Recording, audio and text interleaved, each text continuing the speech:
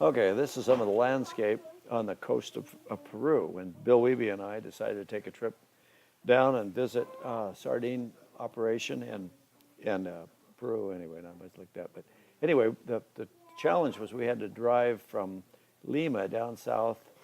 Then at Nazca, we went up over the mountains, and this is what it was like. That switchbacks. You'll see the bridge at the bottom, and then it was unbelievable. The road. It wasn't a very good road, but it was unbelievable. Anyway, this is the Peruvian coast. Probably heading north after we'd already been over to Machu Picchu and past Lake Titicaca and down to Cusco, or not we were at Cusco, but down to Arequipa, and then we drove up the coast. And this is what the coast looks like. Cool, couple spots out there where you could surf. Along the way, we kept running into things like this. These are ancient Inca ruins made of incredibly big stones, incredibly well fit together. A lot of them, like this one, has been dug and restored, and people have cleaned it up and whatnot. This was a wall, and this has to rival the Great Wall of China. You could, if you got up on it, which is hard to do because it's big, you could see this wall went forever, went over the mountain, just went up. Anyway, and every stone was fit with absolute precision and shaped right. I mean, it's just definitely an element of art here. Grew corn was a big crop. You can see the fields here. Anyway, more of the Peruvian landscape. I don't know if that's that big wall. I think that may be part of that wall that I showed you a while ago. It was a long drive. Oh my heck, a long drive. Here's a remnants of what had been a bridge. Not sure what the bridge ever looked like, but this is ancient. This thing's 1,000 years old. I don't know, and made of stones and cement. Pretty. And the road, the actual bridge that you traversed probably went through those holes, and it was only about 4 feet wide, 4 or 5 feet wide. I mean, it would have been a narrow. You get a horse through there or some animal, but you weren't about to get a. Oh, this was a place. I still have from this experience. I still have a blanket. Oh, not a blanket. It's a poncho, like the one on the left there. We stopped at this place way up in the middle of nowhere. It's a restaurante, and the menu was, I didn't know. We finally had huevos fritos. That's down near the bottom, or at least Bill Wiebe did, and I don't think I ate. I mean, it's just real. It was anyway. But the neat people. But I traded. Oh, anyway, long story. I traded my Levi's to this lady in the middle who was way too big to fit in them, but she had to have some American Levi's, and I traded her the blanket. I felt guilty. I think I gave her $5 after that, which she was tickled with. That's what part of what the road looked like, and alpaca, the critters that were along the way. That's what it looks like up high, up at 12, 13,000 feet elevation. Cold froze our tails off at night. Planting and little things along the sides of the cliffs, and that sound. Anyway, lots of rocks, corrals made of rocks, and they would have alpaca in those corrals. This is the main reason we went there, was because there was a sardine seiner that was interested in building some shallow draft boats for a particular area of Peru or Ecuador, where the guy operated. So we went out on this anyway. So he invited us out. We went out and Chimbote, and went out for 3 days, about 60 miles offshore, and loaded the boat full of sardines. Anyway, more of that landscape. Kilometers per 80 kilometers per hour. This is probably near Lima, Peru. Okay, here's the boat, and we are back in the harbor with a load of sardines. That seine was absolutely massive, but it was really a cool experience go sailing. Here's some of the interesting things along the road. There's a primitive sort of a tire wheel. There's the stern deck on a boat that they were building, another sardine seiner. I asked this guy that invited us down there, his name was Ivan Orlik, T. I don't know how that'll fit together, but anyway, Ivan was a very prosperous, anyway, I asked him what he paid his top welders, and he says, about $2. And I thought, well, because the cost of living so cheap, $2 is probably not much. And I said, well, $2 an hour, I guess that's not terrible down here. And he goes, no, that's $2 a day. This is along the road, but I don't know where along the road, but this is some of the Peruvian scenery. And these are some of this is the top of some kind of a stone structure. And stones, they carved stones like they were made out of clay. This is all part of that amazing architecture. Oh, this is right above Cusco, and a place called Sacsayhuaman. And they said we could remember that if you thought of sexy woman. And unfortunately, that's what stuck. Otherwise, I never would have remembered it, so it's terrible. Anyway, these stones are huge, gigantic, weigh many, many tons, every stone. They built these fortifications. Again, this is the highway, what it was like. Notice it's paved, and I'm not sure if the pavement was a blessing or a curse, because every time you'd start getting up a good head of steam, the pavement would have big giant holes in it, and we'd bumpity crash. But you can see the massive size of these stones. Unbelievable that you could ever move one, let alone carve them like this. It makes you, that's Bill Wiebe's done. Anyway, this is quite the picture. I stuck my pocket knife in the crack of the stone to illustrate how well these stones were fit together. Mind you, these things are 1,000 years old, and these stone walls are as perfect can be. How they did it, nobody knows to this day. Well, maybe they know now, but nobody knew then anyway. And there's the one dock there where we would unload the sardines. And they made them, they canned some of the sardines, but most of them wound up becoming fish meal. And they were one of the world premier suppliers of sardine fish meal. And more pictures of what that country we went as we drove from the west coast over the Andes Mountains and into the Amazon basin, where Cusco and Machu Picchu are. Very high elevations. Here's back in the shipyard again. Yeah, talk about windy roads and a muddy river at the bottom. This is actually down in elevation from Cusco, as you could work your way down the Urubamba River towards the Amazon. And these terraces were the garden, and they were gardens all the way up and down this area. It supported a huge population, but it's hard to get a feel for just how steep these terraces were. Back in Peru, at the shipyard. Here we go. More of the interesting architecture with the stones. That's my hat sitting there on that stone window. This is a big, like a ball field, and sticking out of the side of the stone wall of it was this hole.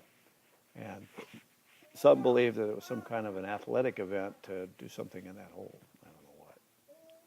Again, one of the Peruvian boats. And again, some of the architecture. I think Ivan was out with us on this boat, and I think that's a picture of him right there. But we're heading out of Chimbote, heading out to sea. Oh boy, I'm bouncing around a little bit here. This must be Machu Picchu, the famous Machu Picchu. Very amazing civilization, and nobody's exactly sure what all happened there. Okay, more of the seiners, more of the guy. It took 12-man crew. Oh, here's a marketplace where we would buy things in Peru. Of course, I'm always fascinated by the boat thing, so here we are in that Looks like the Navy's in there. I know it must be their Navy. Yeah, no. Okay, back on the terraces again. That's the garden. Those terraces are the crop is all happening there. I mean, boy, we got it so good here in Idaho with flat farms and pivots. Again, more of that. You can kind of see what the roofs would look like from the ends. Of course, the roofs are long gone. I just was so fascinated by this, just absolutely fascinated by it. So I took lots of pictures. Yeah, it's pretty crazy stuff. This one looks like it was a bath or thought maybe it might have been, there were actually steps going down. That might have been a baptismal font. I never knew for sure. There's Bill. There's a peg sticking out of the side of that wall. These are these buildings were built in two eras. The earlier era was the precision fitting stones. You would see a wall go up about 4 or 5 feet with precision stones, and then you'd see these rough stones go up. This is that Sacsayhuaman again above Cusco. This was a rock. For some reason, I think this is where they practiced learning how to cut stone. So they just cut it all up and cut stairways and flat spots and blah, blah, blah. That's just out there. There's just a rock out in the middle of nowhere. And it's just all cut up into all these things. And again, here's their fortifications made of massive, massive, massive stones. I mean, to move them around, let alone, I mean, to cut them is one thing, but to get them placed on top of one another, nobody knows how it was done. Back to the unloading the boat after we came in with a load of fish. Oh boy, we're around in Peru still though. Here we are. Climbed up this hill and took a picture, and at such a high elevation, it was like no energy. Totally exhausted to get that picture. I'm stumped. I think that's it. Oh, that is. That's in Lima. That's looking over the side of the road down into this canyon. And that's garbage, where you see everybody just throws their garbage off the side of the road into this river. And that goes down and comes out in the Pacific Ocean. It's ugly. More of Machu Picchu again.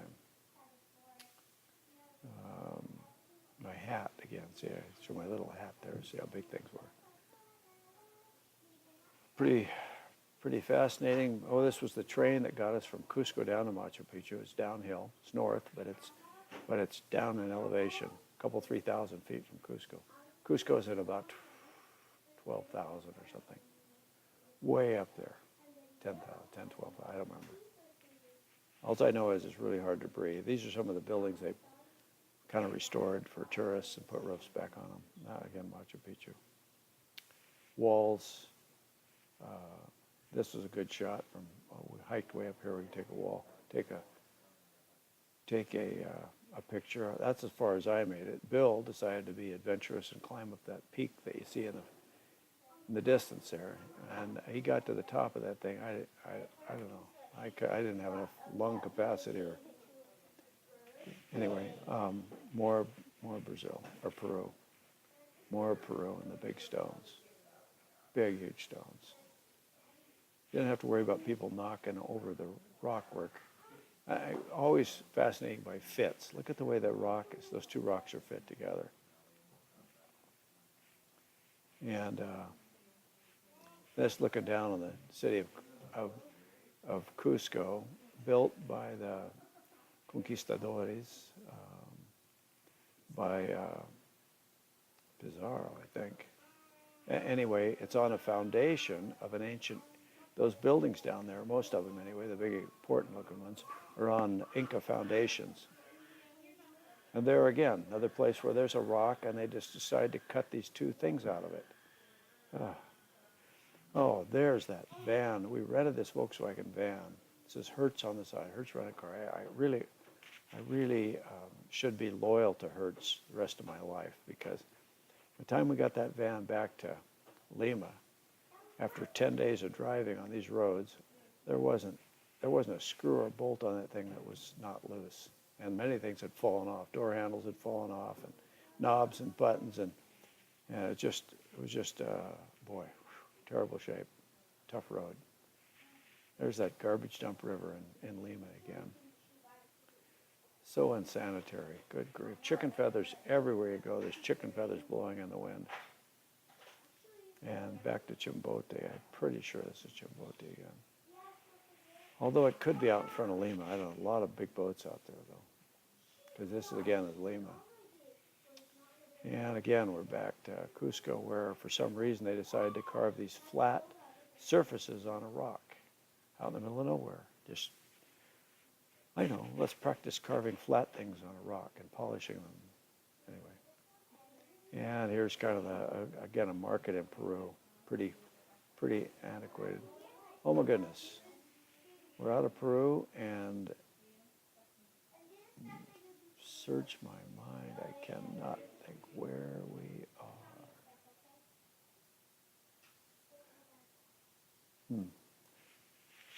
Well, I know where this is. Seldovia, up in Seldovia Bay. There used to be a sailing ship on the beach. And there it is.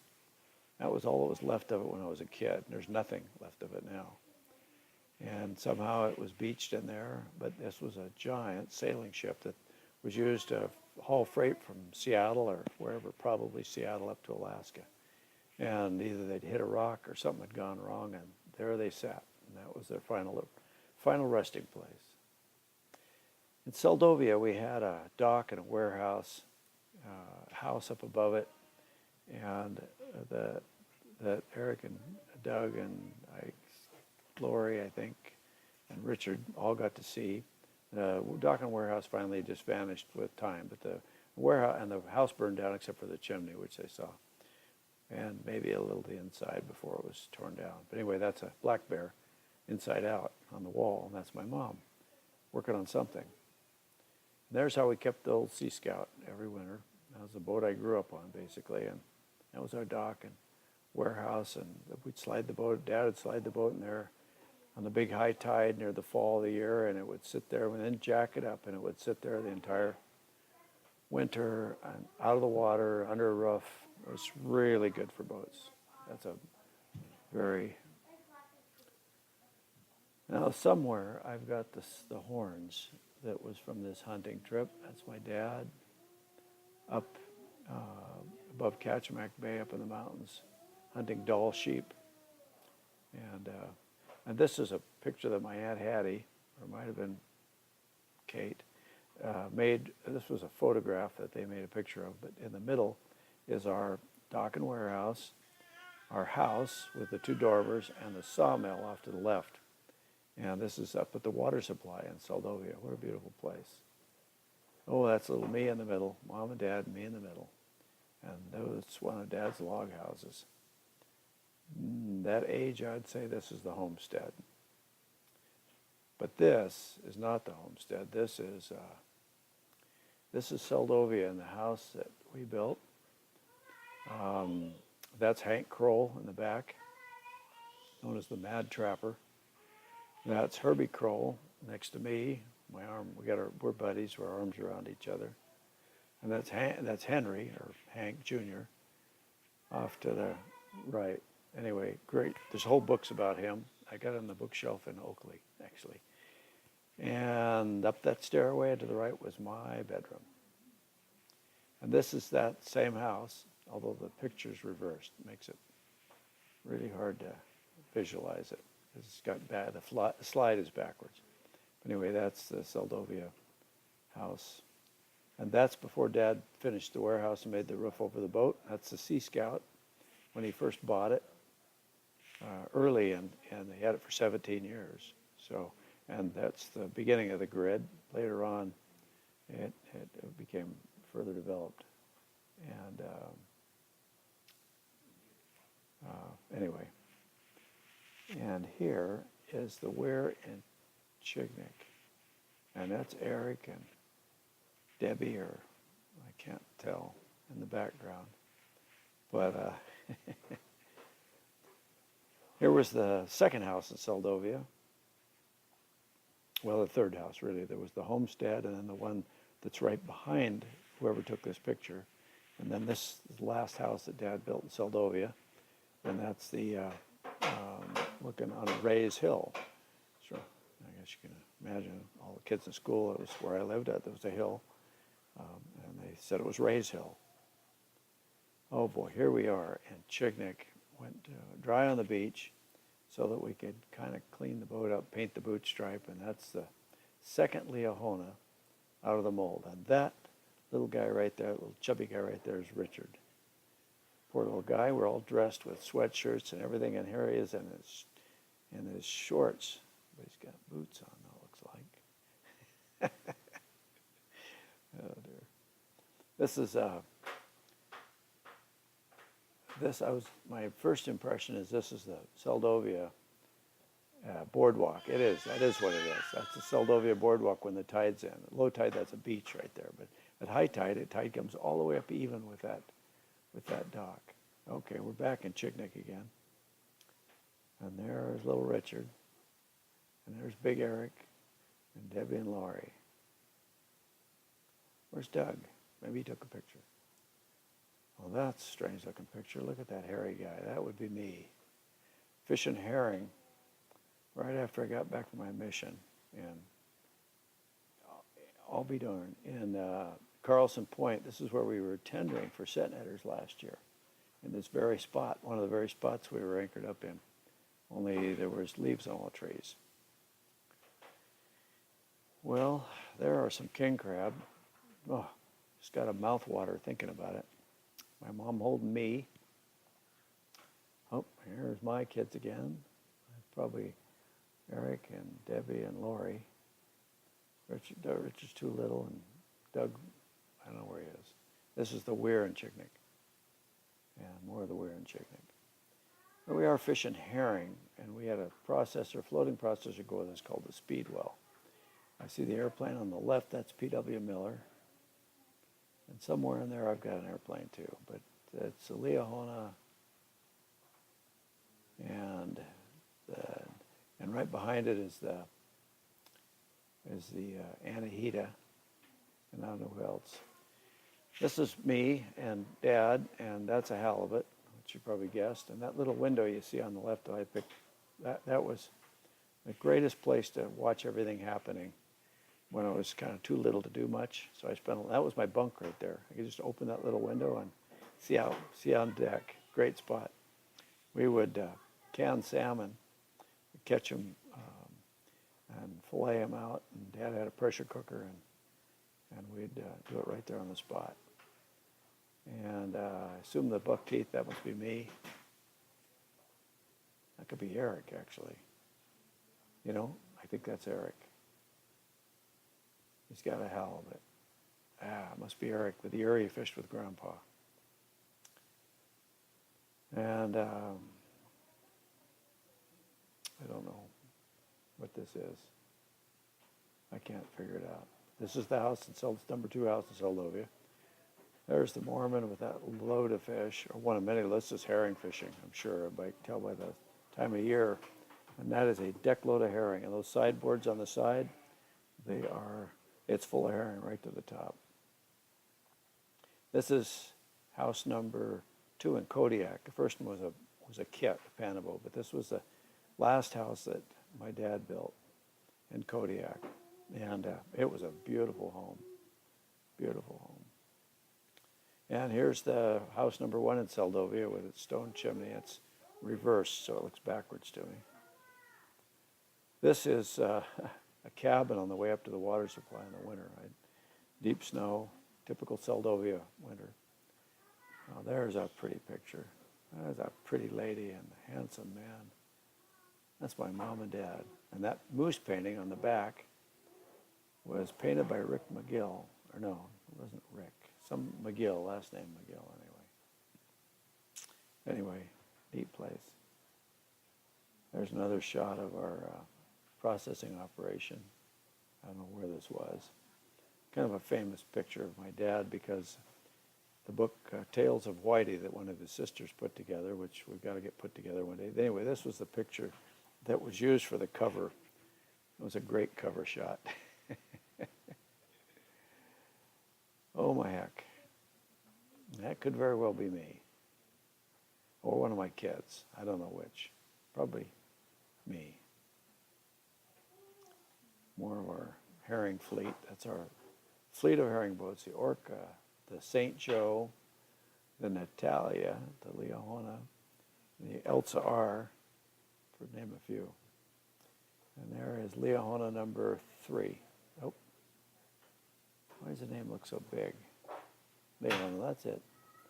Liahona number 3. A load of herring. Actually, quite a pretty boat. Still around. There's the Mormon.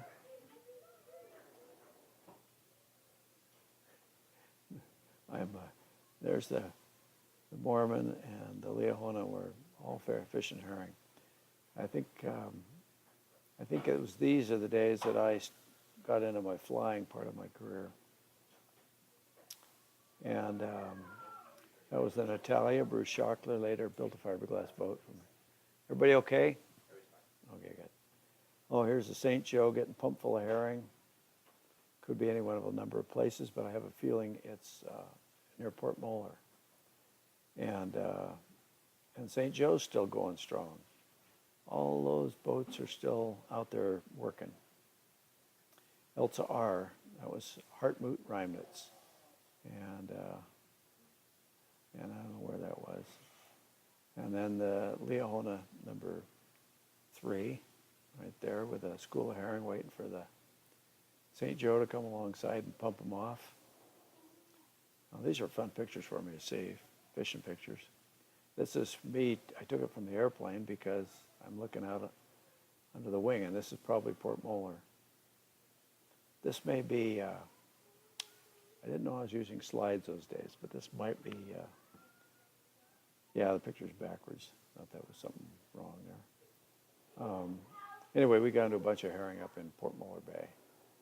And here we are having more fun catching fish than any sport fisherman ever had. I don't know who that is. This is me flying the airplane and flying over the Alaska Peninsula. This was still pretty wintry there. And a string of volcanoes going out the Aleutians, out the Alaska Peninsula. This is one of them. Oh my goodness, somehow I wound up back in. Okay, and here's Dan Calhoun, me, and Dennis Calhoun sitting on the fence of our house. The number 2, the one on the slough. And this is taken out the window of our house on the slough. It's reversed, so it looks a little different. That's the airport across the way from our house.